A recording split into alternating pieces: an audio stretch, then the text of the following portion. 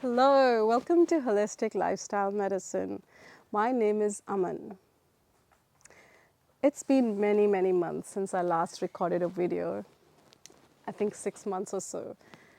If you've been hanging out with me on this channel or reading my pieces on Substack or watching my videos on Instagram, there's one thing that I am very passionate about, that I talk about a lot, is us returning to a cyclical way of living. A way of life where we honor seasons, nature's cycles, as well as our internal seasons and our internal cycles.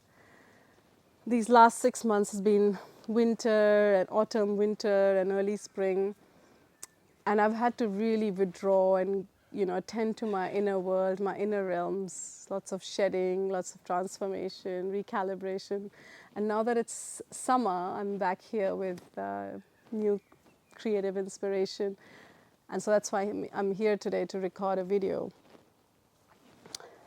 The topic for today's video is really inspired by this shawl and this blue top that I'm wearing.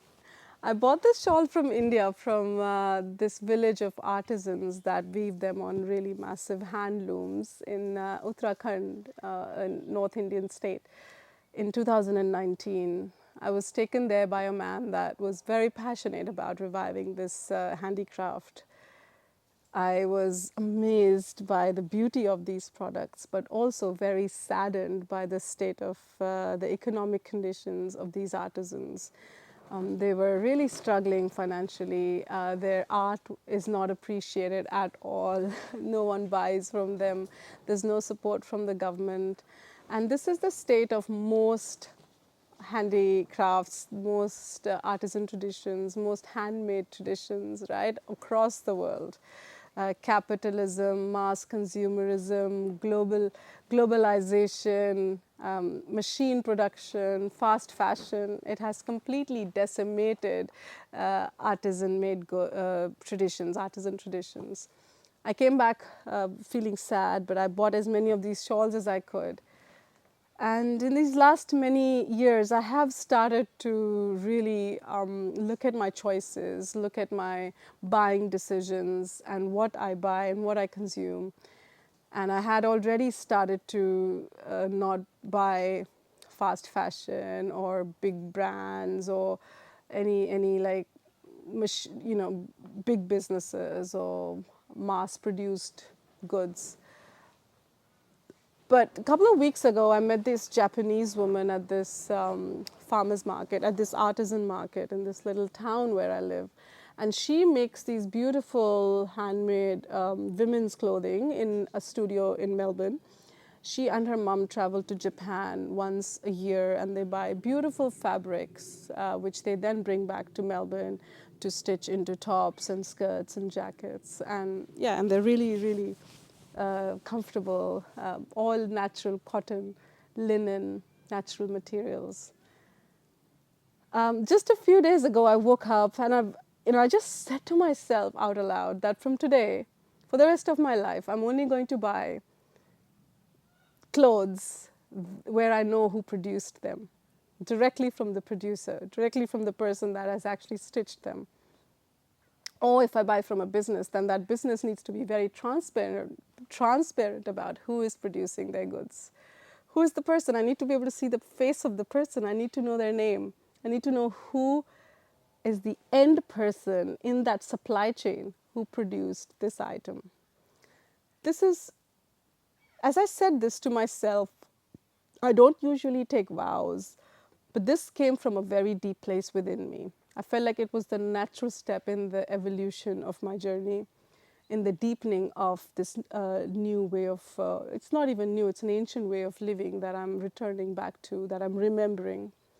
And so it felt really good to take this vow and to challenge myself in this way, to go the next level in my consumption habits.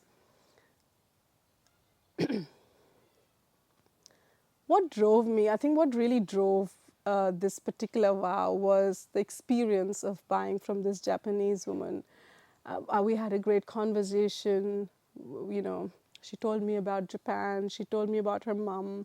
There was an intimacy there as I chatted with her, and when I bought this piece, I came home with her story. So every time I put this top and this other top I bought from her, I remember her. I remember her story. I remember her smile. I remember her face. So it's already creating an intimacy.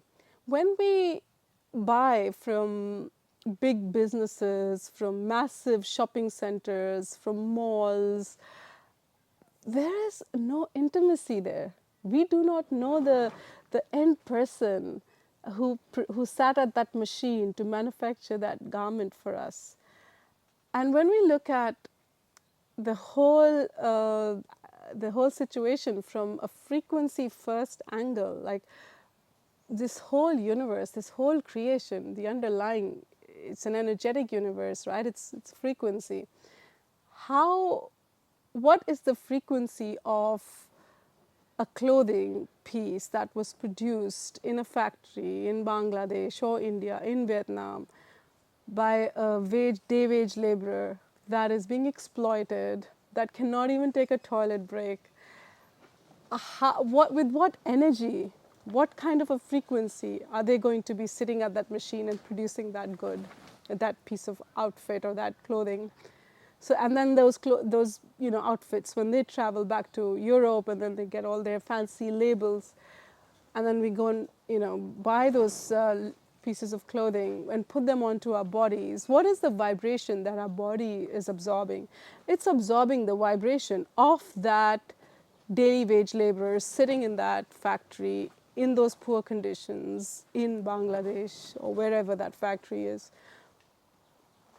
And when we buy from this woman who is hand stitching these clothes with her mom in Melbourne, yes, I pay more, but she enjoys what she's doing. She loves her craft. She loves producing these tops. She loves setting up this stall. She loves talking to customers that she sells to. The vibration of this particular top is high. So how is my body going to feel? It's going to feel good when I wear these clothes, right? So when we look at it from a vibration frequency perspective, of course, the vibration and frequency of handmade, where we've bought directly from the producer, directly from the artisan, paid them what they have asked for, is going to be high. And so when we look at everything that we consume, whether that's food, whether that's water, whether the clothes, the bed sheets we sleep on, we'll start to look at everything from a vibration perspective. High vibration is going to feed our body. It's going to nourish us. Low vibration is going to take energy out of our body. We're not going to feel good, So that's the frequency angle. There's the intimacy angle, as I said. And then, of course, when we make these decisions to buy directly from artisans, directly handmade, we are also, one step at a time, restoring the imbalance created by mass consumerism, by industrialization, by capitalism, machine production. So we're like one step at a time saying, no, I'm honoring life, not the machine. I'm honoring intimacy, not production. I'm honoring love. I'm honoring the organic source of life, not greed and profits. And so for me, this has been a very deep lesson through these experiences of where I want to head to. And ultimately, all choices, all decisions, all actions that honor life, not profit, not revenue, not bottom line, not GDP, that honors life, organic life. All those decisions, all those actions heal us. So we do it for ourselves. Yes, we do it for the artisan. We're doing it for the artisan's family. We're ensuring that they're well fed. We're ensuring that they can live a life of dignity. But we're also doing it for ourselves, because that vibration of their product feeds this body. The intimacy of the interaction feeds us both. It feeds the artisan's soul. It feeds my soul. And so we are, the word life-centric has been coming into my mind these last couple of weeks, and I'm thinking, yes, every action that is life-centric, that supports life, that enhances life, is an act of self-love. It's an act for us. It's also an act of service. So self-love and service can start to coexist. They are not exclusive of each other when we come from the perspective of frequency, when we come from the perspective of honoring life. Thank you.